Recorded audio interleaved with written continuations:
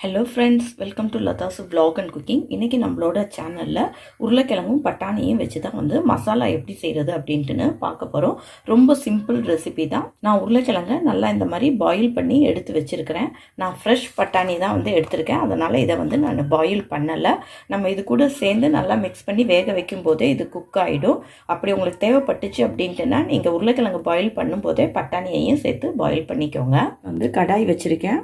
கடாயில் நம்ம மசாலாவுக்கு தேவையான அளவுக்கு ஆயில் ஆட் பண்ணிக்கலாம். ஆயில் ஹீட்டான பிறகு கொஞ்சமாக கடுகு, உளுந்தம்பருப்பு, தேவையான ஒரு அரை ஸ்பூனுக்கு ஜீரகம், 2 வெங்காயம் நான் நல்லா ஃபைனாக சாப் பண்ணி வச்சுருக்கேன், அதையும் ஆட் பண்ணிக்கோங்க. இது கூடவே ஒரு கத்து கருவேப்பிலையும் ஆட் பண்ணிக்கோங்க. வெங்காயம் நல்லா வதங்கினோடனே நான் ஒரே ஒரு தக்காளி கட் பண்ணி வச்சுருக்கேன், அதை சேர்த்துக்கிறேன். கூடவே நான் 2 பல்லு பூண்டு தட்டி வச்சுருக்கேன், ஸோ அதையும் சேர்த்துக்கிறேன். வெங்காயம் தக்காளி வதங்கினோடனே நான் ஒரு அரை ஸ்பூனுக்கு மிளகாத்தூள் ஆட் பண்ணிக்கிறேன். உங்களுக்கு காரம் எவ்வளோ தேவையோ அந்த அளவுக்கு நீங்கள் ஆட் பண்ணிக்கோங்க. 1/4 ஸ்பூனு மஞ்சத்தூள் ஆட் பண்ணிக்கோங்க. 1/4 ஸ்பூனு மல்லித்தூள் ஆட் பண்ணிக்கிறேன். நம்ம போட்டிருந்த பொடியை நல்லா இது கூட சேர்த்து மிக்ஸ் பண்ணி விடுங்க. அப்போ தான் அந்த பொடியோட பச்சை வாசம்லாம் போகும். பொடி எல்லாமே வெங்காயம் தக்காளியோடு சேர்ந்து நல்லா மிக்ஸ் ஆகிடுச்சு.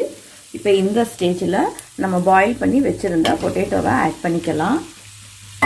கூடவே நம்ம தேவையான அளவுக்கு பட்டாணியையும் சேர்த்துக்கலாம்.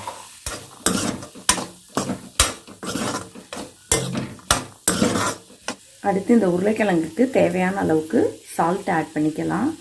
சால்ட் ஆட் பண்ணிட்டு நல்லா மிக்ஸ் பண்ணி விடுங்க. ஃபைனலாக நம்ம கொஞ்சமாக தண்ணி தெளித்து மட்டும் விடுங்க. ரொம்ப தண்ணி ஆட் பண்ணிட வேணாம். அந்த பட்டாணி நமக்கு வேகிற அளவுக்கு லைட்டாக தண்ணி ஆட் பண்ணிவிட்டு இது எல்லாத்தையும் மிக்ஸ் பண்ணி இப்போ நம்ம லிட்டு போட்டு கவர் பண்ணிடலாம்.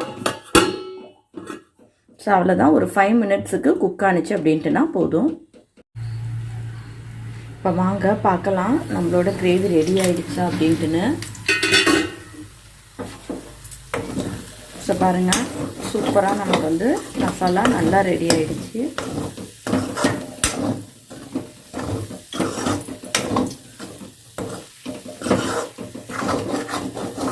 நம்ம சப்பாத்தி, தோசை, ரைஸு எல்லாத்துக்குமே சூப்பரான சைட் டிஷ்ஷு. கண்டிப்பாக நீங்களும் செஞ்சு பாருங்கள். என்னோட சேனல் பிடிச்சிருந்துச்சு அப்படின்ட்டுனா சேனலை சப்ஸ்கிரைப் பண்ணிக்கோங்க. நாளைக்கு வேறு ஒரு சிம்பிள் ரெசிபியில் உங்களை மீட் பண்ணுறேன். பாய்.